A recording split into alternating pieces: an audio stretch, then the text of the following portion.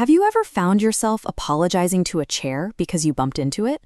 Or maybe you instinctively say sorry to someone who just stepped on your foot. You probably know the feeling of typing out "sorry to bother you" at the start of an email, staring at it, and realizing you have a completely valid reason for writing, and yet you leave the phrase in anyway. Your brain is actively triggering an apology response, even in moments when you possess the absolute logical certainty that you did nothing wrong. Psychology shows us that over-apologizing is an involuntary adaptation by your nervous system. Your brain shifts into a highly active defense mode, bypassing your logic entirely to keep you safe from perceived threats. To figure out what's really happening in your mind, we have to look past the literal meaning of the word sorry. We need to translate what your brain's defense mechanism is actually trying to communicate. The first translation of sorry is, "I am managing the threat." This response frequently develops in childhood environments where affection was highly unpredictable. When you grow up surrounded by volatility, your developing brain is forced to acquire a hyper-awareness of microscopic social signals. This visualization illustrates how your mind learns to track the slightest shifts in a person's tone of voice or the exact length of a pause in conversation, constantly scanning for danger. Before a conflict can physically or emotionally materialize, your nervous system deploys the word sorry as a preemptive strike. As soon as the apology is vocalized, the tension is forcibly intercepted and neutralized. The word functions as a calculated biological tactic designed to protect your emotional space by forcing the tension in the room to dissipate. The second translation is, "I promise I won't be a burden." This stems from what psychologists call the easy child syndrome. If you grew up sensing deep stress or emotional distance in your household, you likely adapted by becoming completely low demand. The long-term psychological consequence of this adaptation is that your brain begins to subconsciously equate receiving love with being completely invisible and entirely self-sufficient. Because you learn to handle everything alone, receiving support feels dangerous rather than comforting.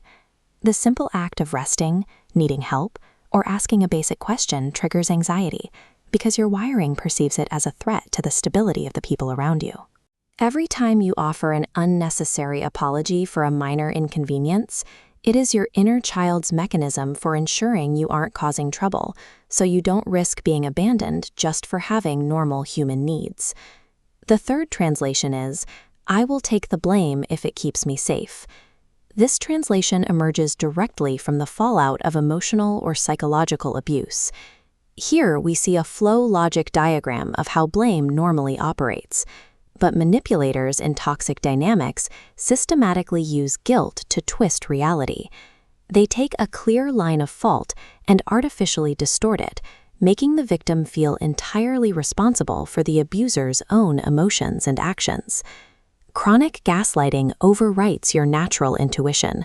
It replaces your internal compass with a permanent state of self-doubt, wiring your brain to automatically assume you are the root of every single problem you encounter. You end up trapped in an endless cycle of over-explaining and apologizing. You do this because you were trained by your environment to prioritize your raw emotional survival over objective truth and your own authenticity.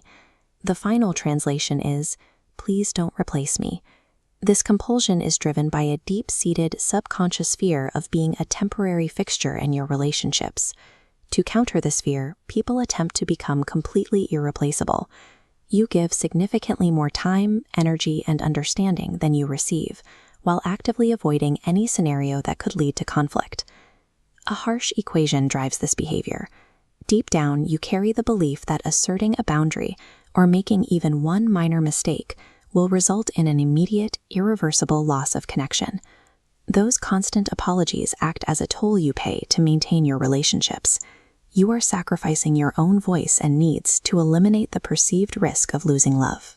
If these patterns resonate with you today, your biology has a different story to tell than the one you've likely been telling yourself. Every involuntary sorry is forensic evidence of a highly adaptive nervous system, one that worked tirelessly to ensure your survival under extreme emotional pressure. When you start to name the specific translation your brain is using, you interrupt the automatic cycle. By recognizing that an apology is actually a management tactic for a perceived threat, you create a small gap between the impulse to speak and the word itself. In that gap, you can begin the slow process of rebuilding self-trust. It involves choosing to stay present in the discomfort of a room rather than shrinking your posture to accommodate others. You are no longer trapped in the environments that required those heavy defenses, and you absolutely do not need permission or an apology to simply exist and take up space.